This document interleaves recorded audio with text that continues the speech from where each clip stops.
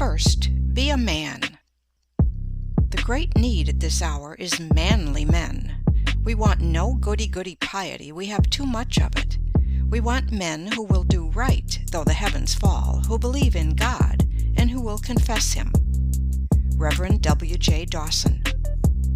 All the world cries, "Where is the man who will save us? We want a man." Don't look so far for this man. You have him at hand. This man, it is you, it is I, it is each one of us. How to constitute oneself a man? Nothing harder if one knows not how to will it. Nothing easier if one wills it. Alexander Dumas. I thank God I am a Baptist, said a little short doctor of divinity as he mounted a step at a convention. Louder, louder, shouted a man in the audience. We can't hear. Get up higher, said another. I can't, replied the doctor. To be a Baptist is as high as one can get.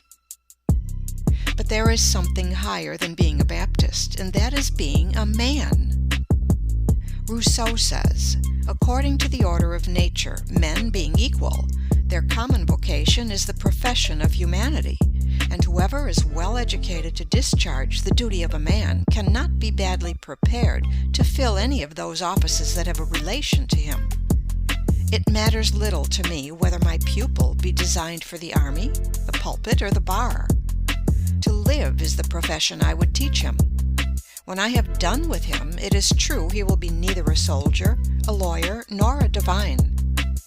Let him first be a man. Fortune may remove him from one rank to another. As she pleases, he will always be found in his place. First of all, replied the boy James A. Garfield, when asked what he meant to be, I must make myself a man. If I do not succeed in that, I can succeed in nothing. Hear me, O men, cried Diogenes in the marketplace at Athens. And when a crowd collected around him, he said scornfully, I called for men, not pygmies. One great need of the world today is for men and women who are good animals. To endure the strain of our concentrated civilization, the coming man and woman must have an excess of animal spirits. They must have a robustness of health. Mere absence of disease is not health. It is the overflowing fountain, not the one half full, that gives life and beauty to the valley below. Only he is healthy who exults in mere animal existence, whose very life is a luxury, who feels a bounding pulse throughout his body, who feels life in every limb, as dogs do when scouring over the field, or as boys do when gliding over fields of ice. Dispense with the doctor by being temperate, the lawyer by keeping out of debt, the demagogue by voting for honest men, and poverty by being industrious. Nephew, said Sir Godfrey Kneller, the artist, to a Guinea slave trader, who entered the room where his uncle was talking with Alexander Pope, you have the honor of seeing the two greatest men in the world. I don't know how great men you may be, said the Guinea man, as he looked contemptuously upon their diminutive physical proportions, but I don't like your looks. I have often bought a much better man than either of you, all muscles and bones, for 10 guineas. A man is never so happy as when he suffices to himself and can walk without crutches or a guide. Said Jean-Paul Richter, I have made as much out of myself as could be made of the stuff, and no man should require more. The body of an athlete and the soul of a sage, wrote Voltaire to Helvetius. These are what we require to be happy. Although millions are out of employment in the United States, how difficult it is to find a thorough, reliable, self-dependent, industrious man or woman, young or old, for any position, whether as a domestic servant, an office boy, a teacher, a brakeman, a conductor, an engineer, a clerk, a bookkeeper, or whatever we may want.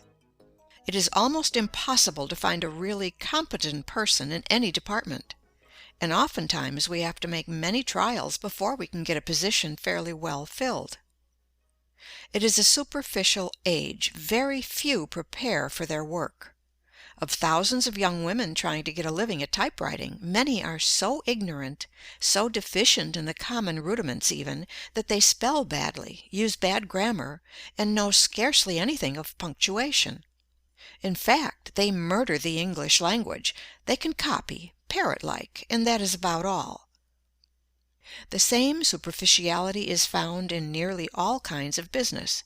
It is next to impossible to get a first-class mechanic.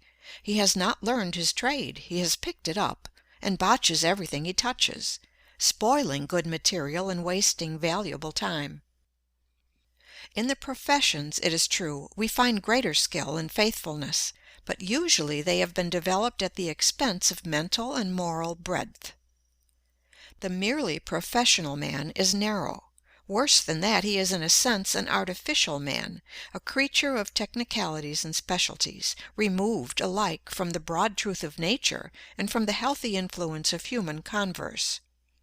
In society, the most accomplished man of mere professional skill is often a nullity. He has sunk his personality in his dexterity. "The aim of every man," said Humboldt, "should be to secure the highest and most harmonious development of his powers to a complete and consistent whole." Some men impress us as immense possibilities. They seem to have a sweep of intellect that is grand, a penetrative power that is phenomenal. They seem to know everything, to have read everything, to have seen everything. Nothing seems to escape the keenness of their vision, but somehow they are forever disappointing our expectations. They raise great hopes only to dash them. They are men of great promise, but they never pay. There is some indefinable want in their make-up. What the world needs is a clergyman who is broader than his pulpit, who does not look upon humanity with a white neckcloth ideal, and who would give the lie to the saying that the human race is divided into three classes: men, women, and ministers. Wanted, a clergyman who does not look upon his congregation from the standpoint of old theological books and dusty cobweb creeds, but who sees the merchant as in his store, the clerk as making sales, the lawyer pleading before the jury, the physician standing over the sick bed. In other words, who looks upon the great, throbbing, stirring, pulsing, competing, scheming, ambitious, impulsive, tempted mass of humanity as one of their number, who can live with them, see with their eyes, hear with their ears, and experience their sensations. The world has a standing advertisement over the door of every profession, every occupation, every calling: "Wanted, a man." Wanted, a lawyer who has not become the victim of his specialty, a mere walking bundle of precedents. Wanted, a shopkeeper who does not discuss markets wherever he goes. A man should be so much larger than his calling, so broad and symmetrical in his culture, that he would not talk shop in society, that no one would suspect how he gets his living. Nothing is more apparent in this age of specialties than the dwarfing, crippling, mutilating influence of occupations or professions. Specialties facilitate commerce and promote efficiency in the professions, but are often narrowing to individuals. The spirit of the age tends to doom the lawyer to a narrow life of practice, the businessman to a mere money-making career. Think of a man, the grandest of God's creations, spending his lifetime standing beside a machine for making screws. There is nothing to call out his individuality, his ingenuity, his powers of balancing, judging, deciding. He stands there year after year until he seems but a piece of mechanism. His powers, from lack of use, dwindle to mediocrity, to inferiority, until finally he becomes a mere part of the machine he tends. Wanted, a man who will not lose his individuality in a crowd, a man who has the courage of his convictions, who is not afraid to say "no," though all the world say "yes." Wanted, a man who, though he is dominated by a mighty purpose, will not permit one great faculty to dwarf, cripple, warp, or mutilate his manhood, who will not allow the overdevelopment of one faculty to stunt or paralyze his other faculties. Wanted, a man who is larger than his calling, who considers it a low estimate of his occupation to value it merely as a means of getting a living. Wanted, a man who sees self-development, education and culture, discipline and drill, character and manhood in his occupation. As nature tries every way to induce us to obey her laws by rewarding their observance with health, pleasure, and happiness, and punishes their violation by pain and disease, so she resorts to every means to induce us to expand and develop the great possibilities she has implanted within us. She nerves us to the struggle beneath which all great blessings are buried, and beguiles the tedious marches by holding up before us glittering prizes, which we may almost touch, but never quite possess. She covers up her ends of discipline by trial, of character building through suffering, by throwing a splendor and glamour over the future, lest the hard dry facts of the present dishearten us, and she fail in her great purpose. How else could nature call the youth away from all the charms that hang around young life, but by presenting to his imagination pictures of future bliss and greatness, which will haunt his dreams until he resolves to make them real? As a mother teaches her babe to walk by holding up a toy at a distance, not that the child may reach the toy, but that it may develop its muscles and strength, compared with which the toys are mere baubles. So nature goes before us through life, tempting us with higher and higher toys, but ever with one object in view, the development of the man. In every great painting of the masters there is one idea or figure which stands out boldly beyond everything else.